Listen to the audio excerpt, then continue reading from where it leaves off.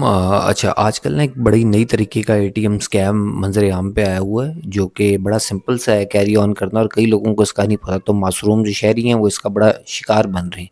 तो मैंने कहा इसके बारे में एक वीडियो बना दूं, और ये मुख्तलिफ शहरों में अभी स्प्रेड कर रहा है। बिल्कुल ही नई तरह का है ना, तो और करना भी आसान है। इसके लिए कोई इतना टेक्निकल दिमाग भी नहीं चाहिए। तो जो है ना, ये फ्रॉडिये हैं वो इसको बहुत ज़्यादा यूज़ कर रहे हैं।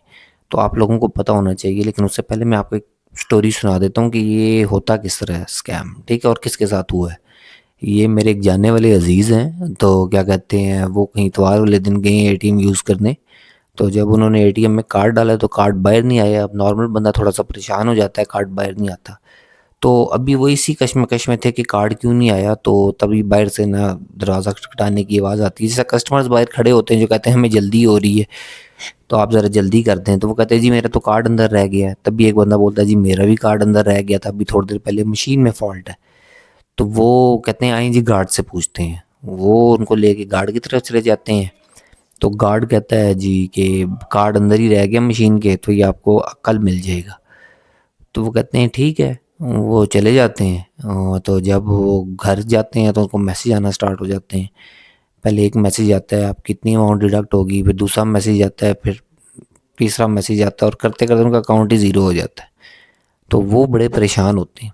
तो अब बेसिकली हुआ गया है, ये अब आपको भी पता होना चाहिए कि इसके अंदर जो फ्रॉडस्टर है वो करता क्या है। होता ये है कि एटीएम मशीन के अंदर जो बटन होते हैं ओके, एंटर और कैंसिल के, तो जो फ्रॉडस्टर होता है ना वो उसके अंदर एल्फी डाल देता है एटीएम के एंटर के बटन के अंदर। अब जब कस्टमर जाता है वो अपना कार्ड एटीएम मशीन के अंदर डालता है, तो क्या कहते हैं जब वो एंटर प्रेस करता है तो एंटर प्रेस नहीं होता क्योंकि बीच में एल्फी लगी होती है। तो जब एंटर प्रेस नहीं होता तो मशीन जो है वो स्टैंड बाय मोड पे चली जाती है। अब मशीन का क्या है कि वो स्टैंड बाय मोड पे, हमारी समझे मशीनों के भी थोड़े बहुत मसले हैं कि वो बहुत ही लंबे टाइम के लिए स्टैंड बाय मोड पे जाती हैं। कोई 2 या 3 मिनट का टाइम होता है। लेकिन कस्टमर तो ज़ाहिर बात है उस वक्त मशीन के पास खड़े, तो आपको 10-20 सेकंड भी ऐसे लग रहे होते हैं सब बड़ा टाइम गुजर गया। तो वो थोड़ा परेशान हो जाता है।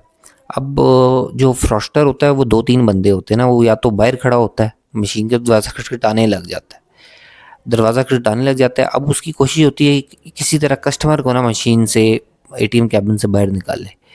तो फिर वो इस तरह के बहाने करने लग जाता है कि जी हमारे भी कार्ड अंदर रह गए हैं, गार्ड से पता करते हैं, या मुझे जल्दी हो रही है आप निकले, मैंने भी तो काम करना है। तो बंदा प्रेशर में आके ना बाहर निकल जाता है। जिस तरह ही वो बाहर निकलता है, एक बंदा उसे बातों में लगाता है, दूसरा बंदा अंदर जाता है, वो एल्फी क्लीन करता है एंटर के बटन से, कैंसिल का बटन प्रेस करता है और कार्ड निकाल लेता है। अच्छा, अब उसमें एक चीज़ ये भी होती है कि पिन कैसे पता चलती है उनको। तो ऊपर एक बहुत ही छोटा सा कैमरा लगा होता है। तो जब कस्टमर ने पहली दफ़ा कार्ड अपना एंटर किया होता है और पिन डाली होती है ना, तो उस कैमरे में रिकॉर्ड हो जाता है, तो उनको वो पता चल जाता है। फिर जैसे ही कार्ड उनके पास आता है, पिन भी उनको पता चल जाती है।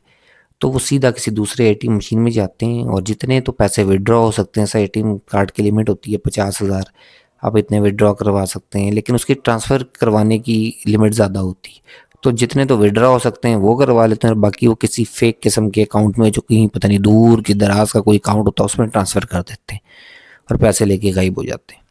अच्छा, ये बहुत ही कॉमन हो चुका है। और ये जो रावलपिंडी का एरिया है, मैं इसी एरिया से बिलोंग करता हूँ, यहाँ पे भी जो है ना 5-6 केसेस अभी हमारे एरिया में हो चुके हैं।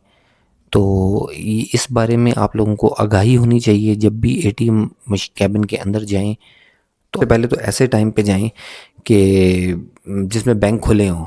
ऐसे टाइम पे ना जाएं जिस तरह कोई संडे का दिन हो या बैंक के बंद होने के बाद का टाइम हो। पहले तो ऐसे टाइम पे जाएं जिसमें बैंक्स ओपन हो। और फिर क्या कहते हैं, अगर कोई ऐसा केस हो भी जाए कि कार्ड आपका अंदर रह गया और आप कोई इसी तरह बंदा कोशिश करो, तो ये वीडियो अगर आपने देखी होगी तो आपको पता होगा।